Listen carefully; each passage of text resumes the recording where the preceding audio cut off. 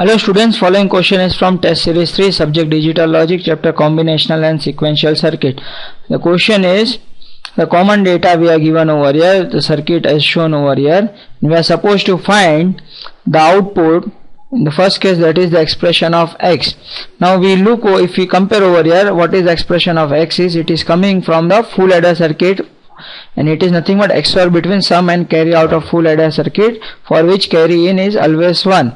So we know that for a full adder, S is nothing but A XOR B XOR C.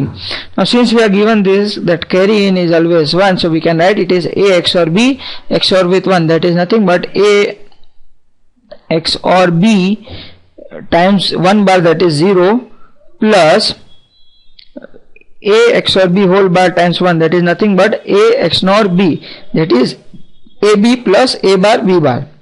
Now coming to the carry, it is nothing but AB plus BC plus AC. So this would be equal to AB plus B plus A, since C is equal to 1. Now again, if we solve this, finally we will get carry to be equal to AB. Now moving further, we know that X is nothing but S XOR carry. So this is nothing but S carry complement plus S bar, that is S complement times carry, that is, if it is S is A XOR B, that is AB plus A bar B bar times AB whole bar plus A bar B plus AB bar times AB. Now if you open this bracket, we will get a 0.